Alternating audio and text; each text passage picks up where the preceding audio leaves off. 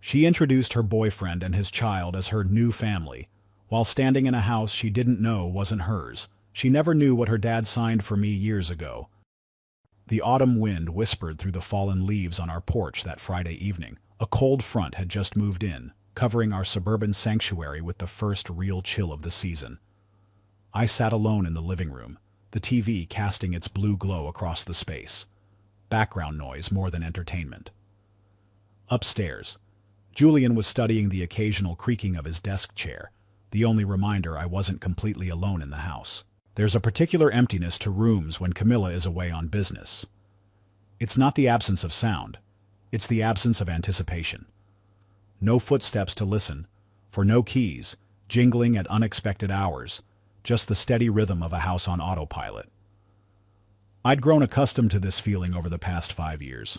The soft lighting in the hallway, the spotless kitchen counters the meticulous organization of everything. Telltale signs of a man who had mastered the art of holding down the fort. I'd fallen into the role without complaint, though not without cost. According to the email Camilla had sent earlier that week, she wouldn't be back until Sunday. 3 more nights of this familiar solitude. 3 more dinners for 2 instead of 3. Nothing out of the ordinary. No warning signs. No reason to prepare for anything different. The sound of a key in the lock cut through my thoughts, not the tentative insertion of someone trying to be quiet, but the confident twist of ownership. The door swung open with more force than necessary. I turned around, and time seemed to stop. Camilla stood in the doorway, her expression blank, no smile, no greeting. Nothing to suggest she was returning to her home after 3 weeks away. But she wasn't alone. A tall man stood beside her, impeccably dressed in what appeared to be post-cocktail party attire, his dark hair slicked back with precision.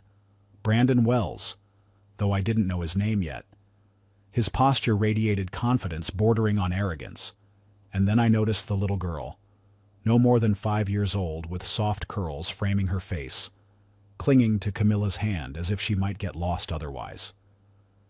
She stared at me with curious, unreadable eyes. Without a word of greeting, without the cursory glance around that most people give their home after an absence, Camilla dropped her designer bag on the side table.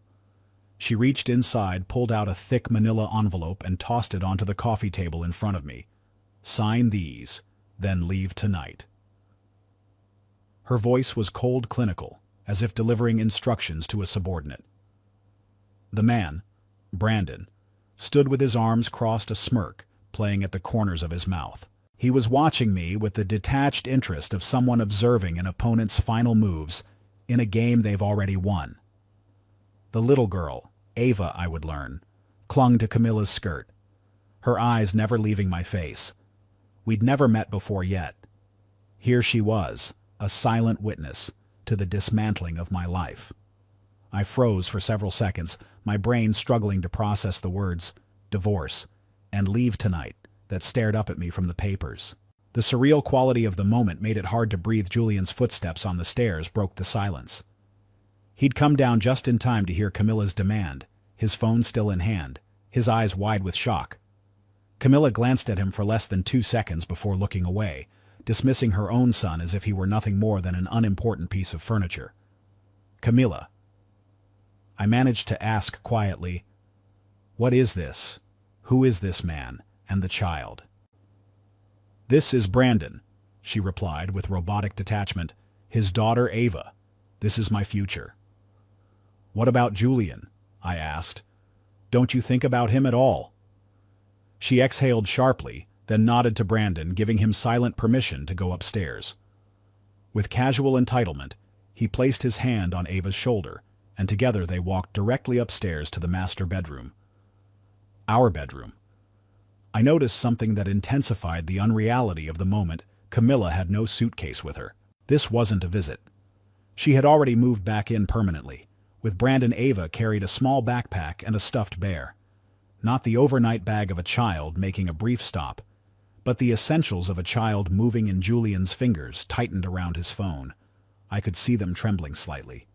Not from fear, but from suppressed rage. I found myself studying Ava more carefully. The high bridge of her nose, the slight curve of her eyes. Why does she look so much like Camilla?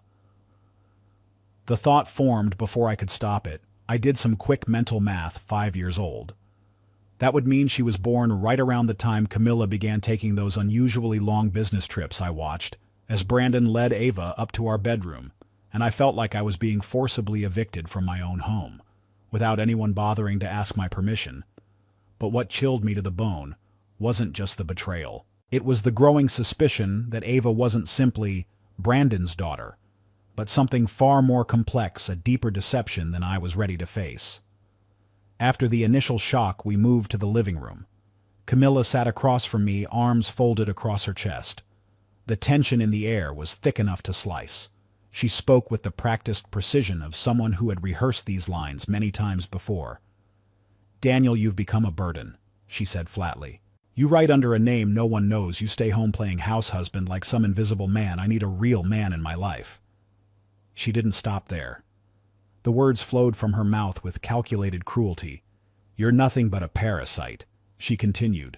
"The world doesn't owe lazy people any sympathy." From the corner of my eye, I could see Julian tensing, ready to leap to his feet in my defense. I subtly motioned for him to stay seated. This wasn't his battle to fight. Not yet. When I finally spoke, my voice was steady. "No shouting, just facts. You asked me to quit my job." "Camilla," I reminded her, "your career needed the time and someone had to be there for Julian." The memory of that conversation from years ago played in my mind with perfect clarity. I had been an associate professor at the university, a position I had worked toward for years, one I genuinely loved.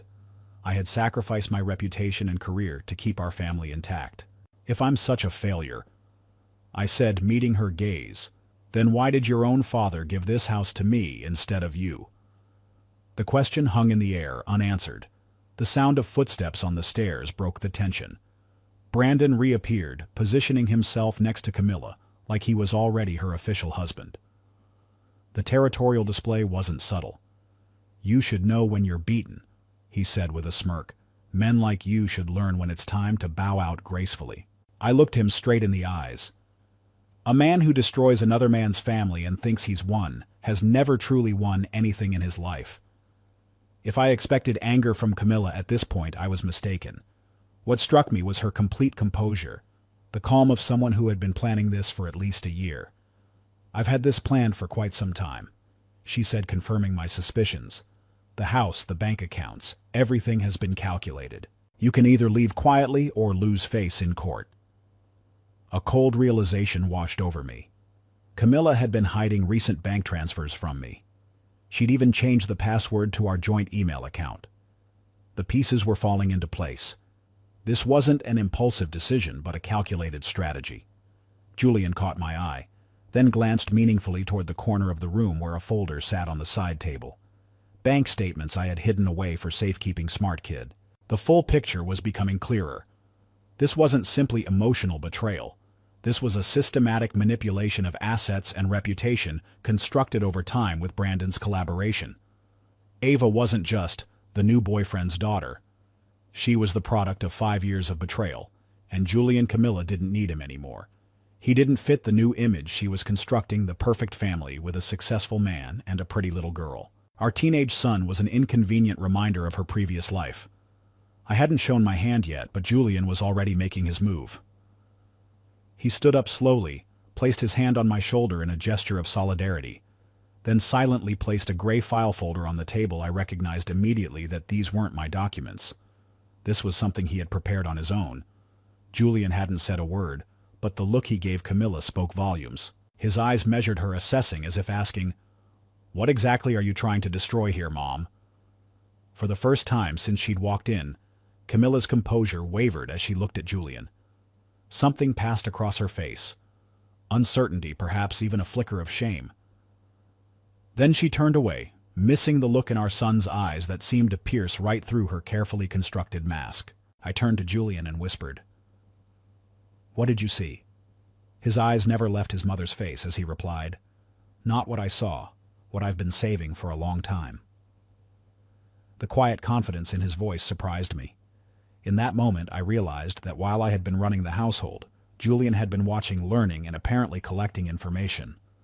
Like father, like son, we were both observers by nature. Brandon shifted uncomfortably, clearly not expecting this level of resistance.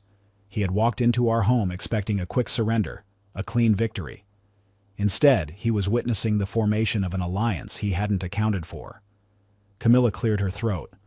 "Whatever you think you have, it won't change anything," she said, but the slight tremor in her voice betrayed her uncertainty. Julian's hand rested on the folder but didn't open it. It sat between us like a loaded gun on a negotiation table. "Mom." Julian said his first word since entering the room. "Do you really want to do this, right here, right now?" The question hung in the air between them, mother and son. Like a challenge, the script Camilla had so carefully prepared was beginning to unravel. And for the first time since she'd walked through the door with her new family, I felt a glimmer of hope. Whatever was in that folder, whatever Julian had been saving for a long time, it was powerful enough to make Camilla hesitate. And in that hesitation, I saw our first real opportunity to fight back against this ambush. Perhaps this wasn't going to be the simple eviction Camilla and Brandon had planned after all. The atmosphere in our living room had crystallized into something dense and frigid. Battle lines were clearly drawn now, Camilla and Brandon on one side, Julian and I on the other. She stood beside him, wearing that victorious look of someone who believes they've already conquered the fortress. Julian remained silent at my side, but his presence spoke volumes. The unspoken conflict between the two factions was palpable, like electricity before a lightning strike. I broke the silence, my voice low and measured, but cold as ice. "I'm not going anywhere. You have no right to throw me out of this house." Camilla's laughter was hollow, provocative. "I knew you'd cling to whatever you could. You have nothing left except these four walls." Brandon, emboldened by what he perceived as weakness, jumped in with a sneer. "Maybe we should call the police to help you pack." I didn't respond to their taunts. Instead, I quietly pulled out my phone, opened my Documents app, and scrolled to find the right file. Then I reached for the drawer of the side table and removed a thick plastic envelope. "Before you continue making threats," I said calmly, "you might want to look at this." I pulled out a certified copy of a property transfer deed from Thomas Hollins, Camilla's father, assigning ownership of the house directly to me. It had been executed 3 years ago, complete with signatures, a notary seal, and official stamp from the state. Camilla froze, her expression shifting from smug confidence to utter disbelief. She clearly had no idea her own father had done this behind her back. I met her gaze steadily. "Did you really think your father couldn't see what was happening? How you abandoned your husband and son for years? He's neither deaf nor blind." "Camilla." Brandon's brow furrowed as he gripped Camilla's shoulder. "Did you know about this?" he whispered, but his voice carried in the tense silence. He never said anything," Camilla stammered. "He told me the house was still in the original name." I watched as the first cracks appeared in Brandon's confident demeanor. The discomfort and confusion on his face reminded me of an investor who'd just realized he'd backed the wrong stock. His perfect plan was beginning to unravel, but I wasn't finished. I calmly produced a second folder. "While we're sharing information," I said, "you might find these interesting as well." I laid out photographs of Camilla and Brandon at a conference in Chicago 4 years ago. Intimate scenes in a hotel bar. I added hotel receipts and round-trip plane tickets booked under false names. The final piece was a printed email from Brandon to Camilla that read, "Once he signs the papers, we'll have everything you and Ava will be mine." Camilla tried to dismiss it with a wave of her hand, but I cut her off. "Try taking this to court. This isn't a threat. It's a warning." Julian stepped forward, then his phone already in hand. Without a word, he played an audio recording. It was Camilla's voice on a video call with Brandon from a few months back. Her words filled the room with crystal clarity. "I just need him to sign the papers. The house will be mine. He has no money of his own, just a stupid son who still believes his mother cares about him." The room fell silent for several seconds. Brandon looked at Camilla with what appeared to be disgust. The first genuine emotion I'd seen from him all night. Camilla's demeanor changed abruptly. The controlled manipulator transformed into a victim before our eyes. Tears streamed down her face as she shouted, "I've sacrificed my career, my body, my youth for this godforsaken family." I didn't respond to her emotional outburst. Instead, I asked quietly, "When was Ava born?" Her sudden silence was more revealing than any answer could have been. I gathered all the documents, organized them back into their folders, and placed them on the table. When I spoke again, my voice was steady, resolute. No longer bitter, just determined. I'm not leaving. This house is mine, and if you want to continue this, I'm prepared to go further than anyone else.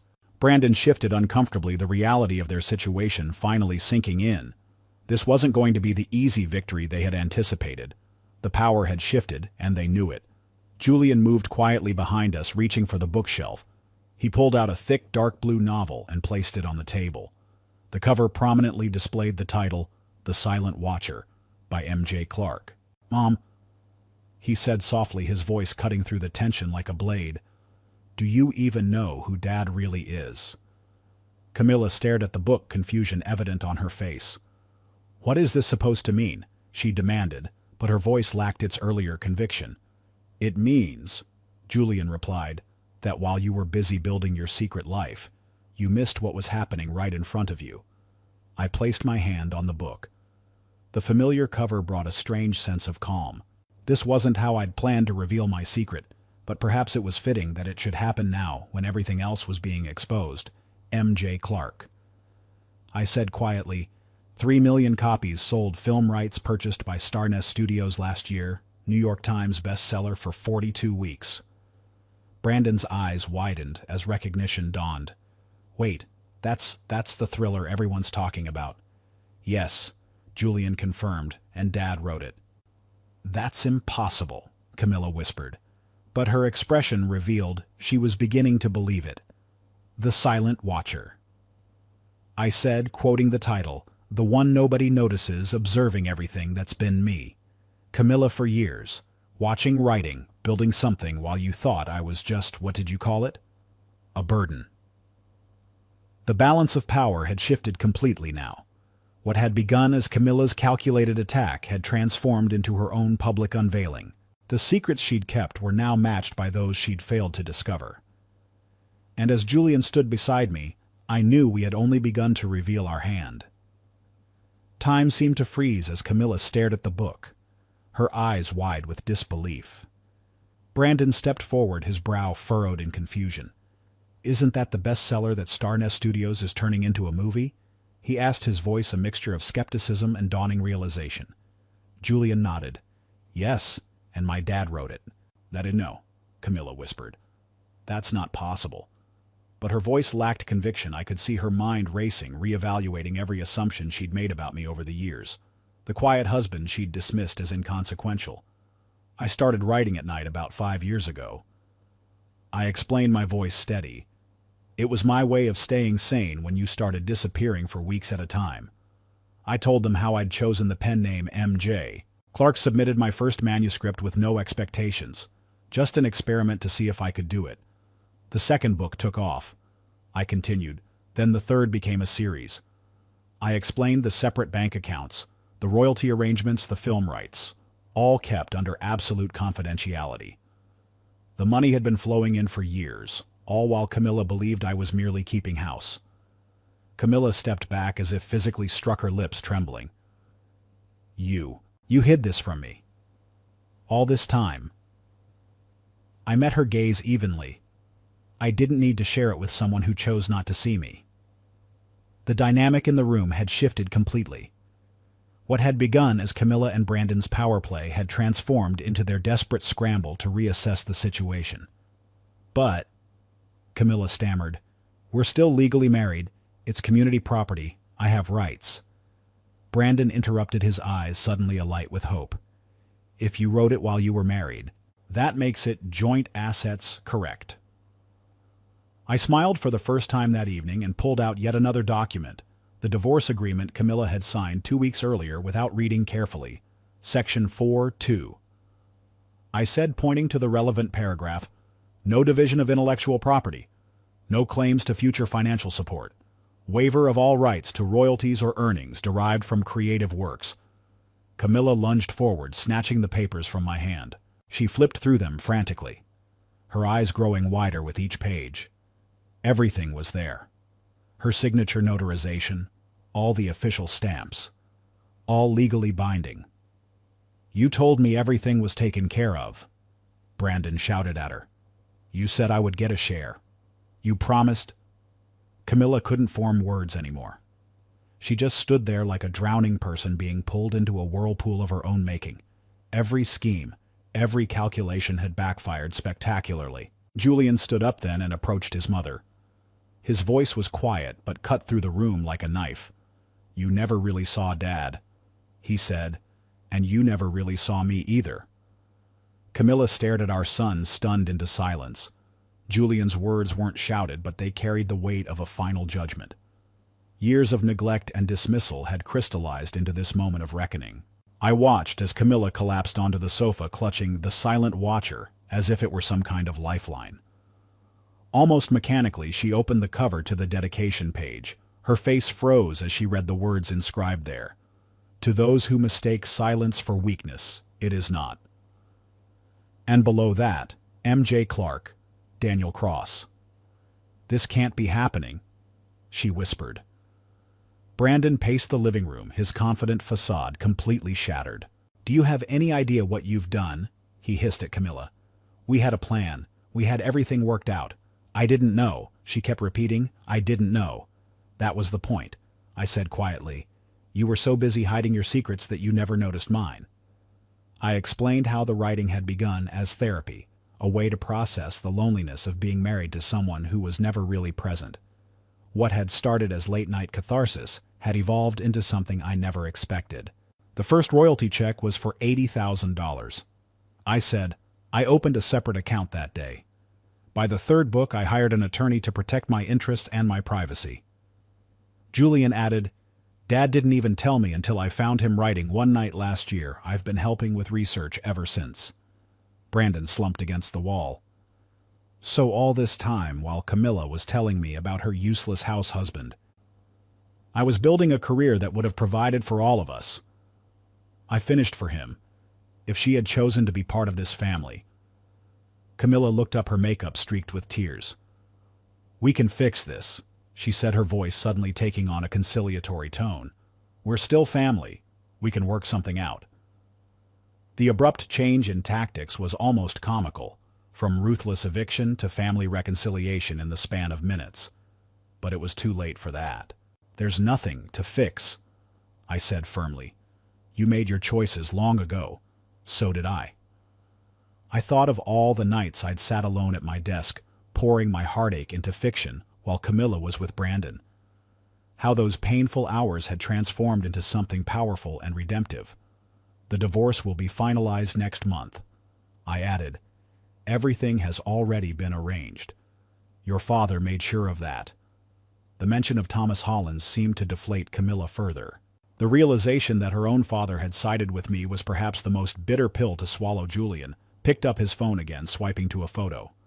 He showed it to Camilla, a picture of him and Thomas Hollins at lunch together last month. "Grandpa's known everything for years," Julian said softly. "He's been helping Dad protect us. From you." The final piece of the puzzle clicked into place for Camilla, and with it the complete collapse of her world as she knew it. After the shock of having her identity exposed and discovering the divorce papers she'd unwittingly signed, Camilla shifted into desperate damage control mode. Her voice took on a pleading quality I hadn't heard in years. "We loved each other once. Daniel," she said softly, "don't make this worse than it needs to be." Behind her, Brandon stood with a resigned expression. The man who had walked into my house with such arrogance now looked like someone who'd been dragged into quicksand. His eyes darted between Camilla and the door, calculating his escape route. I maintained my composure, saying nothing. Instead, I looked at Julian, my son who hadn't blinked once during this entire confrontation. His steadiness gave me strength. The following morning, I had my attorney send Camilla a formal child support demand. The document required her to pay support for Julian until he turned 18, a reasonable request, considering she hadn't contributed a single dollar to his upbringing for the past 5 years. Camilla called later that day, her voice nearly hysterical. "I still have Ava to think about and Brandon in debts. I can't handle any more financial obligations." My response was brief and final. "That was your choice, not mine, and certainly not Julian's." But I wasn't finished. I activated the infidelity clause in the divorce agreement she had signed, a provision stating that if either party was found to have engaged in extramarital affairs prior to filing for divorce, they would be required to pay 15% of the total value of what had once been joint assets. I sent her an email with the complete evidence package, the photos, plane tickets, and intimate emails between her and Brandon. My lawyer followed up with an official letter giving her 14 days to pay or face litigation. Camilla stopped responding directly after that, but a week later regular deposits began appearing in Julian's account. There was no apology attached, just silent compliance. Brandon faced his own consequences. A former colleague informed me that he'd been fired from his law firm. The official reason: inappropriate relationships with married women within the media industry, which had damaged the firm's partnership image. Within a month, Camilla and Brandon had moved to another city. They were living in a shabby rental apartment, both facing reduced benefits and credit ratings. Camilla had been forced to borrow money to pay her legal fees and the settlements I had demanded. Their perfect new family image had crumbled remarkably quickly. One evening, Julian brought me a copy of my newest book, The Final Deduction, with its striking red cover and silver lettering. He opened to the dedication page and pointed to the words I'd written months earlier: "To those who believe they direct the lives of others. The performance is over. Please exit the stage." "I want to sign my name under this," Julian said quietly, "and send it to Mom." I agreed.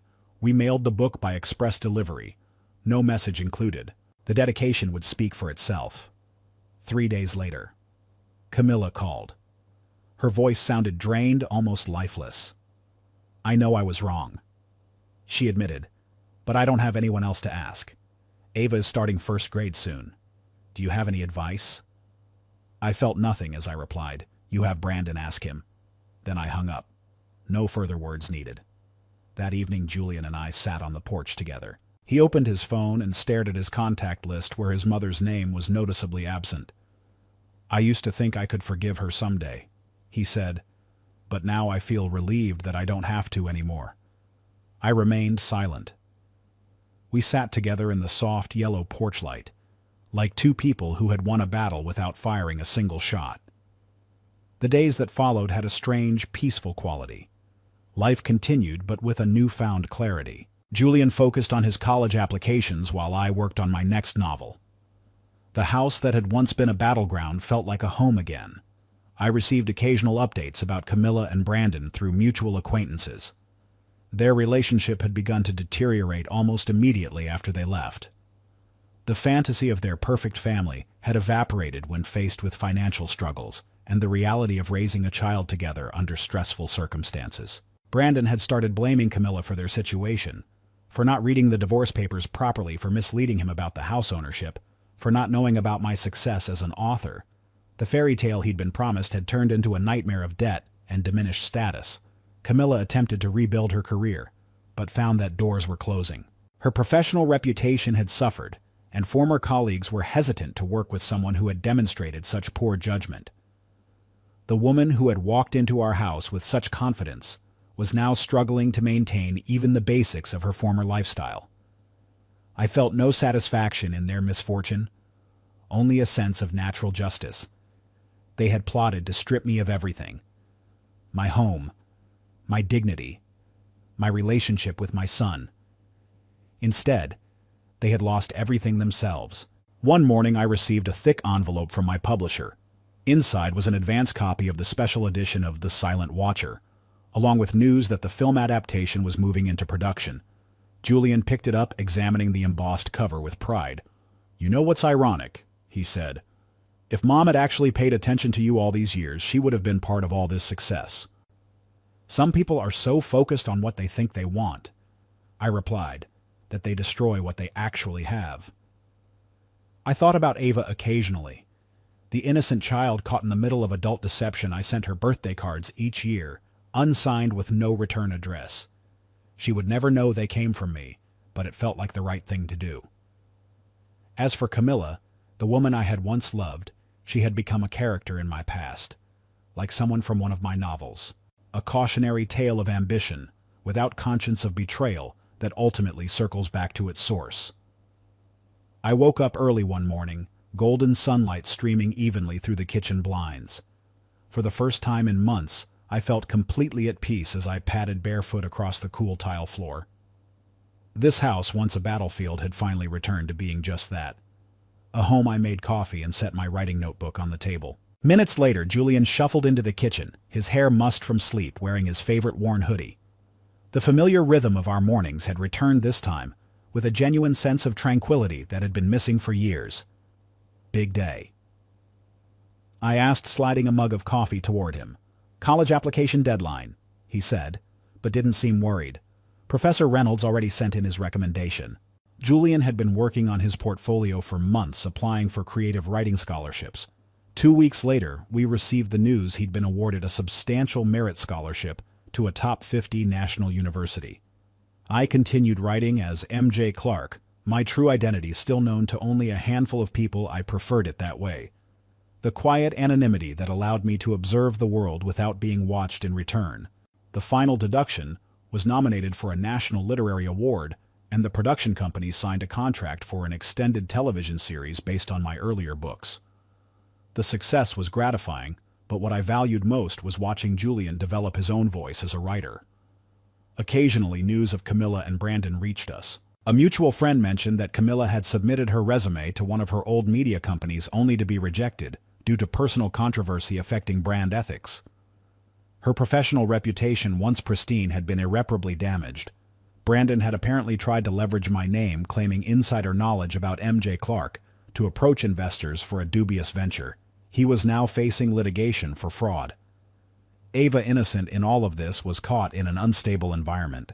Though I had no obligation to her, I sent birthday cards each year, unsigned with no return address. I couldn't rescue her from Camilla's choices, but I could offer that small gesture of acknowledgement. 6 months after their departure, I received a package. Inside was a photocopy of Camilla's court filing in which she voluntarily relinquished all rights to any future claims against me or my assets. Attached was a single handwritten note. Thank you for not losing your son. I lost you both. I placed the note in my desk drawer without response. Some endings require no epilogue. The years passed with quiet certainty. On Julian's graduation day, I sat in the audience watching him cross the stage, sunshine glinting off his hair just as it had the day he was born. When he raised his diploma and caught my eye in the crowd, his smile said everything. That evening we celebrated simply pizza beer. For me, soda for him. Warm yellow lamplight and a summer breeze slipping through the open windows. The ordinary beauty of the moment wasn't lost on either of us. Dad, Julian said, wiping pizza sauce from his chin. I got an email from that literary agent today, the one who read my short story in the university magazine. I nodded. And she wants to see my manuscript. I felt a surge of pride that had nothing to do with genetics, and everything to do with persistence. Julian had found his voice without using my name or connections. Just as I had done, I remained M.J. Clark to the public, still writing, still living quietly. The books continued to sell money, continued to flow into my accounts. But what I valued most was freedom from deception. The authenticity of our lives had become its own reward. The house that had once been a symbol of fracture had transformed into a place of healing. Sometimes when I looked at Julian, my unnamed successor, I saw that he too had embraced a life of quiet observation, of recording the world's truths. But unlike me in my earlier years, there was nothing weak about his silence. It was the patient strength of someone who knew when to speak and when to listen. 3 years after Camilla left, I received an invitation to the film premiere of The Silent Watcher.